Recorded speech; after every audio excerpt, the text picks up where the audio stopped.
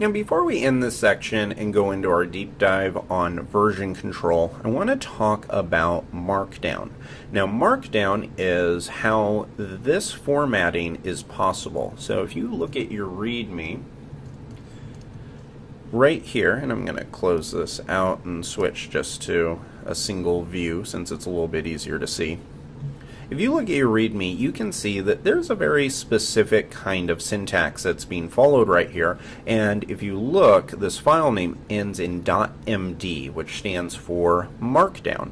So this is almost kind of like a programming language. It's really a markup language similar to HTML or something like that. But this is incredibly vital to know when it comes to working with applications and specifically how to work with GitHub and things like that. And the reason for it is because most version control systems allow you to integrate styles into your comments and into your documentation, and Markdown is pretty much the industry standard. In fact, that's the reason why your README file is in Markdown, is because that's pretty much what everyone uses. So I want to go through a basic tutorial on how to use Markdown. Now, I'm also going to give you some resources because there is no way I could give you the full rundown on how to work with the Markdown syntax in a few minutes, but I want to show you a couple things. One is the Markdown tutorial. Now, Markdown tutorial is very cool. It actually is a dynamic tutorial that will walk you through exactly how you can learn how to write in Markdown. So they want you to see how you can set italics. As soon as you have set italics, just like this, you can see that it has this next set of items. So now if you want to have bold items, you can follow the instructions and make the word that they want bold, just like this. And now it gives you another set, and it goes on so on and so forth. And I will leave that for you to be able to go through, but that is at markdowntutorial.com, and I'll put a link in the show notes so that you can play around with it.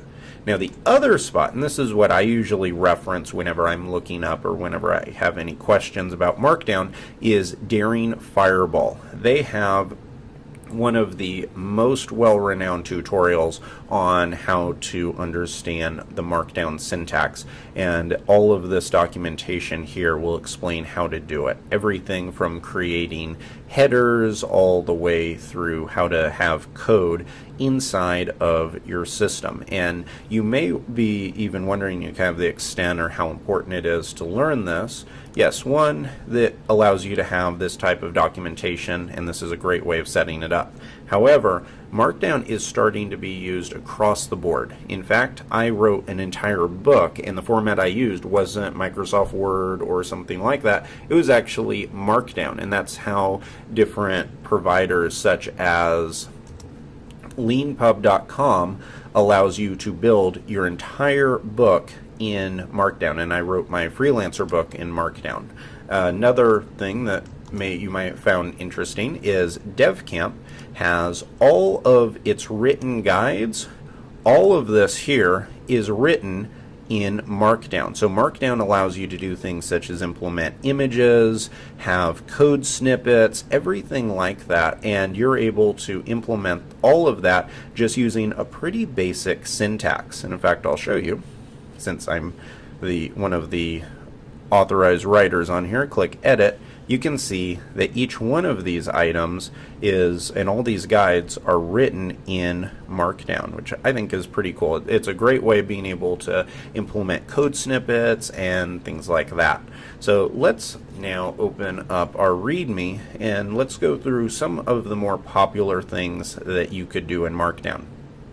One of my favorite things to do is the block quote. So right here I can give a quote that says essentially what the system does. So I'm going to say this is a Ruby on Rails 5 application that allows users to create their own portfolios.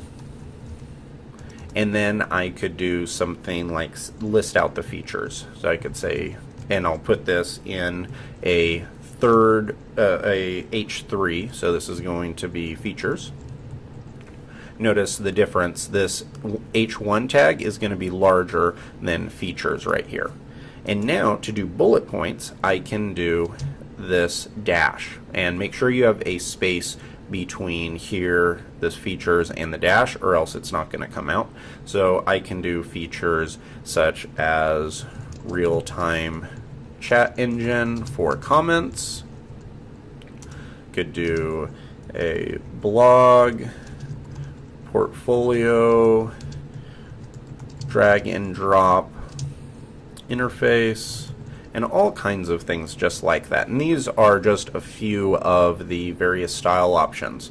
I could also give a code example. So if I say that I want to do a code example here, I can implement Ruby code with syntax highlighting right here. And I'll say Ruby, and I'll just put a method. So my great method, and say puts, here it is, and finish it off. And just in case you're wondering, these are not apostrophes, these are backticks, and the backtick is located right below the escape character on your keyboard. So it's going to be 3 backticks followed by the programming language. I could also do JavaScript, so if I wanted to do JavaScript, I could do alert, and hi there, and you'll be able to see all of this. So let's now come to the terminal, type get status, add in the README changes, updated README with guide for markdown.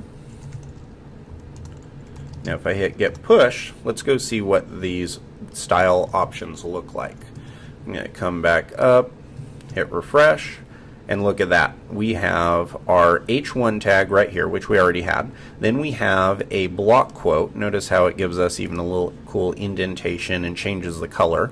Then we have bullet points, and we have some H3 tags, and then we have full code snippets. I absolutely love how easy Markdown is. If you've never used it before, it may not look easy. This may look a little weird to you at first, but I can promise you the more that you use it, the more that you're going to like it, and you're going to actually prefer it over some of the more kind of WYSIWYG type of style options. So that is how you can integrate Markdown into your application, and that's how you can do this for the READMEs. One other thing before I let you go is showing how you can do this in other parts of GitHub. So say I needed to declare an issue in GitHub. This is kind of the GitHub's bug tracker right here. I could do something like new issue and just say some issue.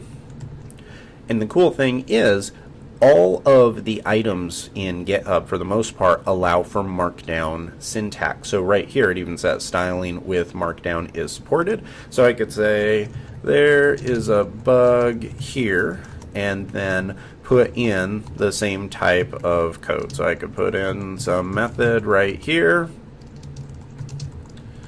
put anything inside of it, end it in backticks, and now if I hit submit new issue, and actually let me even add a H2 right there,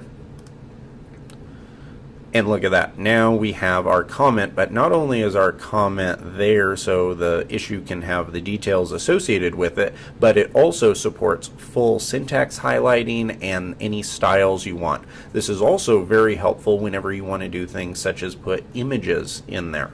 I've actually done this with the DevCamp repo, even though it's not public and no one can see it.